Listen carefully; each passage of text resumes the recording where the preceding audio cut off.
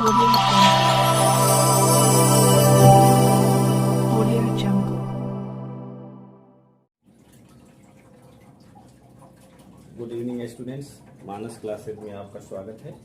Class 10th के इस mathematics NCERT mathematics के वीडियो में graphical method of solution of a pair of linear equation. देखिए, pair of linear equation आपको given है। पेयर मीन्स टू और लीनियर मीन्स पावर 1, यानी दो इक्वेशन होंगे और उनका पावर 1 होगा, इसलिए इसको लीनियर पेयर कहेंगे। जब हम ग्राफ खींचते हैं ऐसे, ये आपका x है, x डैश, और ये y है, y डैश। जब किसी एक इक्वेशन का हम ग्राफ खींचते हैं, अगर एक लीनियर इक्वेशन है तो लीनियर इक्वेशन है तो उसका जो ग्राफ होगा वो एक स्ट्रेट लाइन होगा। हर लीनियर इक्वेशन का एक स्ट्रेट लाइन होता है। अब एक पेयर है, अब दूसरा जब हम इक्वेशन है उसका ग्राफ खींचेंगे तो इसकी दो संभावनाएं, तीन संभावनाएं हो सकती हैं। या तो ये इसको इंटरसेक्ट करे, और या तो इसके पैरेलल हो जाए, और या तो इसी के ऊपर हो जाए। ये तीनों कंडीशन है। तो पहला है intersect at a single point. मान लीजिए यहां पर ये इंटरसेक्ट कर रहा है, तो ये पॉइंट जो होगा वो इन दोनों इक्वेशन का सॉल्यूशन होगा, और वो एक सिंगल पॉइंट होगा। तो intersect at a single point, pair of solution has unique, एक ही होगा, कंसिस्टेंट होगा, फिर मतलब इसका सॉल्यूशन होगा, कंसिस्टेंट होगा। दूसरा है लाइन में भी पैरेलल। अगर वो पैरेलल होता है तो इसका मतलब क्या होगा कि इसी पर इसका है, यानी फर्स्ट इक्वेशन का जो लाइन है उसी पर सेकेंड इक्वेशन की लाइन है, तो इनफाइनाइटली मेनी सॉल्यूशन हो जाएगा। तो ये भी एक क्या हो जाएगा, लाइन में भी पैरेलल में हैज नो सॉल्यूशन और इनकंसिस्टेंट पेयर ऑफ सॉल्यूशन। अगर हम नहीं इसके पैरेलल करते हैं तो वो कोइंसिडेंट हो जाएगा। तो अगर पैरेलल करते हैं तो किसी को वो काटेगा ही नहीं, न ये लाइन इसको काटेगी न ये इसको काटेगी, क्योंकि पैरेलल है। अगर दो लाइन पैरेलल हैं तो एक दूसरे को काटेगी ही नहीं, तो जब काटेगी ही नहीं तो सॉल्यूशन ही नहीं होगा। तो इसमें 3 है, लाइन में भी 2 लाइन में भी पैरेलल, तो इसमें इनकंसिस्टेंट। और तीसरा जो पोजीशन है कोइंसिडेंट, मतलब ये इसी के ऊपर चला जाए।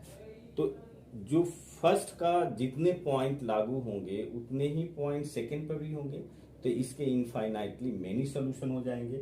लाइन में भी coincident, has infinite many solution, और कंसिस्टेंट पेयर ऑफ सॉल्यूशन होगा। क्योंकि जब भी सॉल्यूशन फाइंड होगा तो कंसिस्टेंट होगा, अगर सॉल्यूशन फाइंड नहीं होगा तो कंसिस्टेंट नहीं होगा, वो इनकंसिस्टेंट होगा। तो सॉल्यूशन फाइंड नहीं होगा वो पैरेलल में। कोइंसिडेंट में भी सॉल्यूशन होगा, क्योंकि भले ही इनफाइनाइट है, सॉल्यूशन तो है, और कटिंग करता है, एक दूसरे पर काटते हैं तो वो तो यूनिक सॉल्यूशन हो गया। तो ये भी आपका एक कंसिस्टेंट सॉल्यूशन है।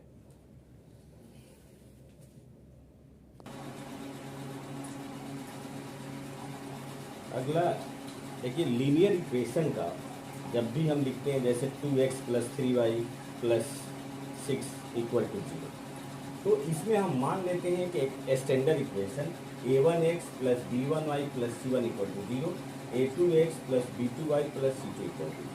तो ये x का कोफिशिएंट है, y का कोफिशिएंट है। ये दो अलग अलग आपको इक्वेशन है। तो इसमें जो 3 कंडीशन है, इंटरसेक्टिंग लाइंस, इनके कोफिशिएंट का रेशियो अगर इक्वल नहीं है, यानी बराबर नहीं है, a1/a2 not equal to b1/b2, तो ये यूनिक सॉल्यूशन होगा। और जब यूनिक सॉल्यूशन होगा तो वो कंसिस्टेंट होगा।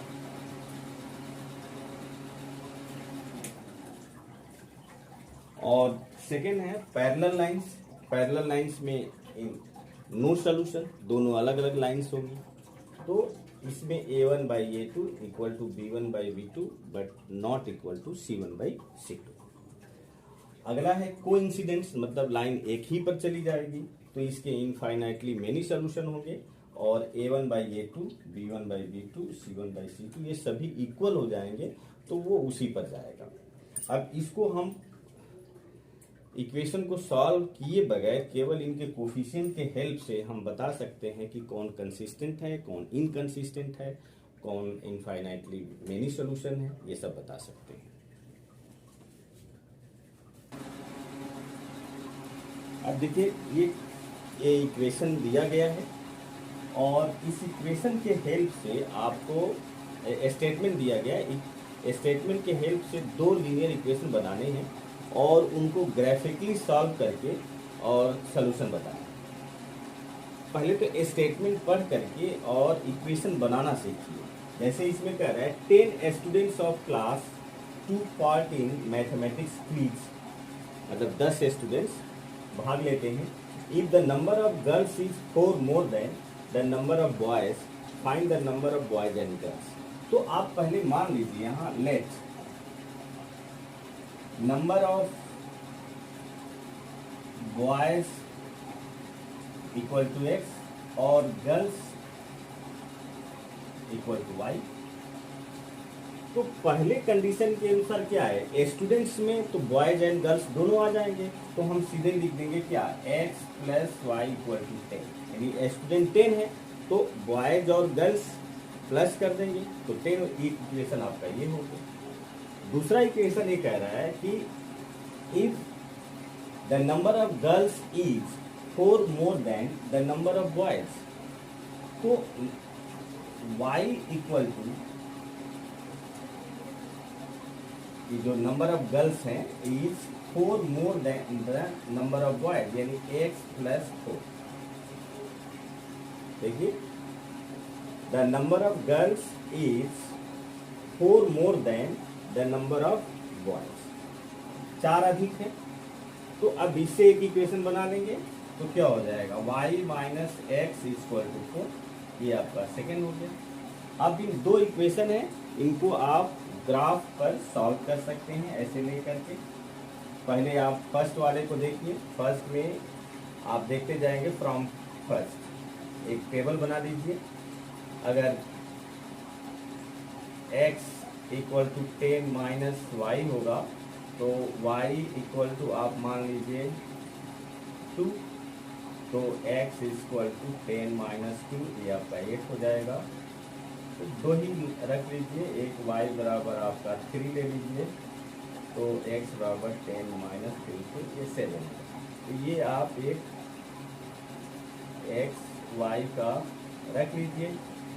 अगर आपने x y को 2 माना था तो x कितना आया था 8, और y को 3 आपने माना तो x का 7 आ गया। तो इसको हम जब खींचेंगे यहाँ आप ले लीजिए, ये x है, ये x डैश है, ये y है, ये y डैश है, 0 है, 1 2 3 4 5 6 और 7 8, ऐसे यहाँ आप कर लीजिए 1 2 3 4 5 6 7 8 ऐसे।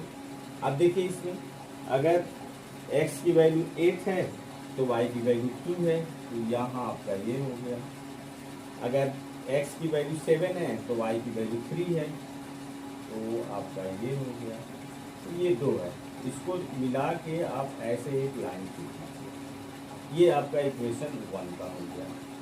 सेकेंड का देखिए, y minus x equal to 4, तो y बराबर क्या हो जाएगा 4 प्लस एक्स। अब यहाँ x इक्वल टू 1 मानेंगे तो y बराबर 4 प्लस 1 5 हो जाएगा, और x बराबर 2 मानेंगे तो y बराबर 4 प्लस 2 यानी 6 हो जाएगा। यहाँ आपका टेबल बना लीजिए। यहाँ x लिखिए, यहाँ y, x1 रखे, 2 रखे तो x1 रखे तो ये 5 आया, ये 6। अब इसी में आप ग्राफ खींचेंगे। x इक्वल टू 1 है, मान लीजिए 1 है, तो y इक्वल टू 5 है, यानी ये आपका हो गया। और x इक्वल टू 2 है तो y इक्वल टू 6 है, यानी ये यहाँ हो गया। इसको जब आप ऐसे मिला के खींचेंगे तो ऐसे। तो अब ये जो कटान बिंदु है ये ही आपका सॉल्यूशन है। यहाँ से जो आप वैल्यू डालेंगे यहाँ पर शायद 2 पर आएगा और यहाँ पर 6 पर, तो 2 और 6 ये आपका सॉल्यूशन हो जाएगा। अगर आप ग्राफ पे, ये तो मैंने हाथ से खींचा है, आप ग्राफ पेपर पर खींचेंगे तो वो आराम से आंसर आ जाएगा। मेरे ख्याल से आप अच्छे से समझ गए।